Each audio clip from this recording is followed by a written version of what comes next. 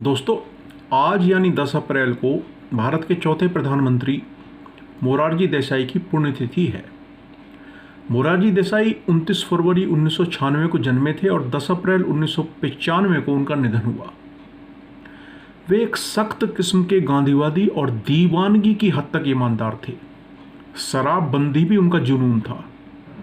ऐसा बताया जाता है कि पंडित जवाहरलाल नेहरू ने अपने सचिव एमओ मथाई से एक बार कहा था कि भारतीय राजनीति में उनका जिन दो सबसे खरे लोगों से वास्ता पड़ा वे थे पुरुषोत्तम दास टंडन और मोरारजी देसाई।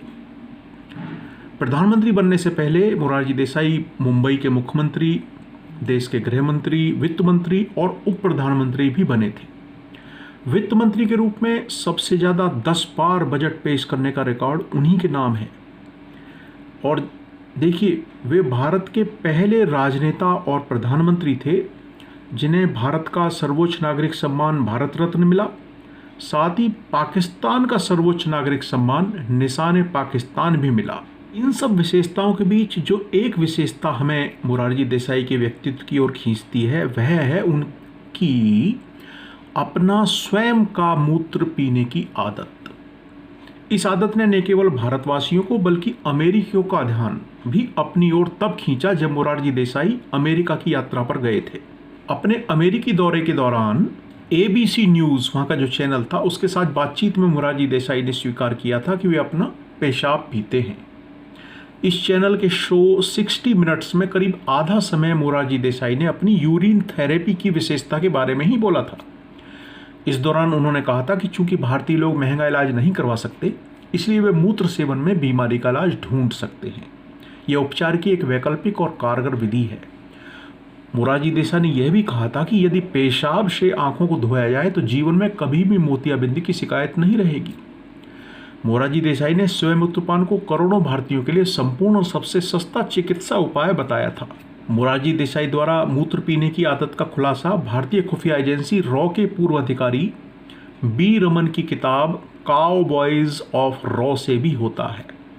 इस किताब के अनुसार 1978 में जब मोरारजी देसाई फ्रांस की यात्रा पर गए थे तो वहां भारत के राजदूत RD साठे के घर पर ठहरे।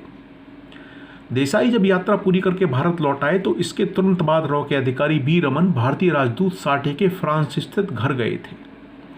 साठे के घर पर जब उनका नौकर ड्रिंक्स लेकर आया तो राजदूत की पत्नी ने नौकर से पूछा कि वह नए गिलास इस्तेमाल कर रहा है या नहीं। बी रमन ने इस प्रश्न का कारण जानना चाहा तो राजदूत की पत्नी ने कहा कि उन्हें नहीं पता कि मोरारजी देसाई अपना मूत्र पीने के लिए कौन सा गिलास इस्तेमाल कर रहे थे, इसलिए उन्होंने सभी पुराने गिलासों को फेंकवा दिया है। मोरारजी देसाई ने 99 वर्ष की लंबी उम्र पाई। 99 वर्ष, इसलिए बहुत से लोग उनकी इस लंबी उम्र के पीछे उनके स्वयं मूत्रपान की आदत को ही कारण मानते हैं। अब सवाल उठता है कि क्या अपना पेशाब पिया जा सकता है? तो कुछ और उदाहरण देखते हैं। ब्रिटिश अभिनेत्री सारा माइल्स ने करीब 30 वर्षों तक अपने मूत्र का सेवन किया।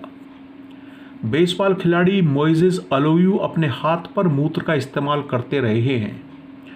गायिका मैडोना ने भी 1993 में एक साक्षात्कार में स्वीकार किया कि उन्होंने अपने पैर में इन्फेक्शन की समस्या दूर करने के लिए अपने मूत्र का इस्तेमाल किया। मार्शल आर्ट फाइटर लायटो मचीटा ने 3 साल तक कफ की समस्या दूर न होने पर अपने मूत्र का पान शुरू किया। बॉक्सर जुआन मार्कोज भी मूत्रपान कर चुके हैं।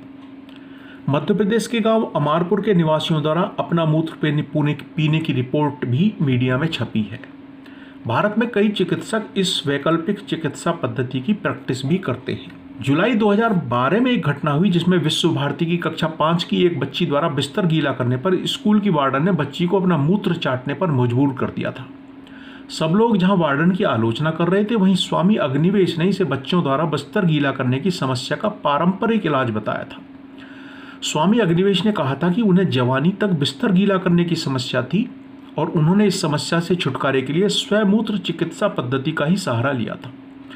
इस दौरान अग्निवेश ने मोरारजी देसाई के अलावा पूर्व रक्षा मंत्री जॉर्ज फर्नांडिस और हरियाणा के पूर्व मुख्यमंत्री व बाद में उप प्रधानमंत्री बने देवीलाल का भी जिक्र किया और उन्हें इस चिकित्सा पद्धति का समर्थक बताया। मोदी सरकार में मंत्री नितिन गडकरी ने 2015 में अपने बयान में कहा था कि उनके दिल्ली वाले बंगले में एक किचन गार्डन है जिसमें वे अपने मूत्र को एकत्रित करके सिंचाई करते हैं। इसके लिए वह 50 लीटर के टैंक में अपने मूत्र को एकत्रित करते हैं। ऐसा वे इसलिए करते हैं क्योंकि इससे पौधों को यूरिया व नाइट्रोजन मिलता है। इन उदाहरणों से पता चलता है कि हमारे मूत्र में कुछ विलक्षण बात तो है। इसके एंटीसेप्टिक और चिकित्सकीय प्रभाव को विज्ञान भी मानता है, लेकिन चूंकि मूत्र शरीर का अवशिष्ट पदार्थ है इसलिए लोग इससे दूर ही रहते हैं। इसके अलावा मूत्रपान की विधि आसान भी नहीं है। इसके पान के लिए किसी विशेषज्ञ की मदद की जरूरत होती है। योगाचार्यों की बात करें तो उनके अनुसार मूत्रपान बहुत ही प्राचीन चिकित्सा विधि है और कापालिक कहे जाने वाले योगी इसका इस्तेमाल करते हैं। योगाचार्यों के अनुसार यदि कोई व्यक्ति अपने रोज के जीवन में अनुशासन, उचित खान पान का ध्यान रखे तो मूत्रपान बहुत ही विलक्षण औषधि की तरह काम करता है। अब इसके इस्तेमाल का तरीका क्या है? अगर योगाचार्यों की बात करें तो योगाचार्यों के अनुसार दिन का पहला मूत्र ही मूत्रपान के लिए इस्तेमाल किया जाता है। इसमें भी मूत्र की शुरू वाली और आखिर वाली धारा को छोड़ दिया जाता है। मूत्र की धारा का मध्य भाग जमा किया जाता है। पूरा मूत्र तासीर में गर्म होता है, लेकिन इसका बीच का भाग ठंडा होता है और शरीर व दिमाग पर बहुत सकारात्मक असर डालता है, ऐसा योगाचार्यों का दावा है।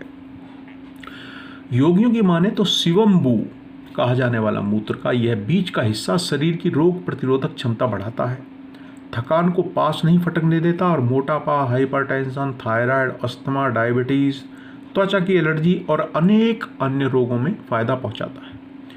शिवम्बू की कुछ बूंदें नाक के दोनों नथनों में डालने की चिकित्सा विधि की जानकारी भी योगाचार्य देते हैं।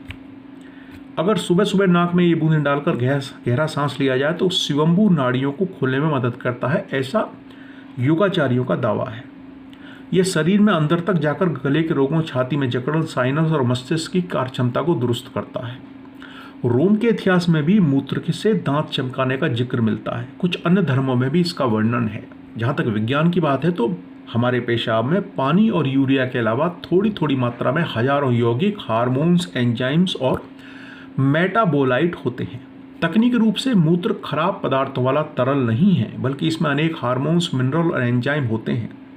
दरअसल ऊर्जा बचाने और खून के संतुलन को बनाए रखने के लिए हमारी किडनी उपयोग में नए आने वाले एंजाइम, मिनरल और हार्मोन्स को शरीर से बाहर कर देती है। यानी बाहर आए ये पदार्थ खराब नहीं होते, बल्कि शरीर ही इनका उपयोग नहीं कर पाता या कर पाया। विज्ञान में मूत्र में कैंसर विरोधी तत्व पाए जाने की बात कही गई है। कुल मिलाकर मूत्रपान एक कारगर मगर कठिन चिकित्सा है। इसके लिए न सिर्फ विशेषज्ञ के साथ की जरूरत है, बल्कि व्यक्ति को खुद भी काफ़ी अनुशासन में रहना होता है।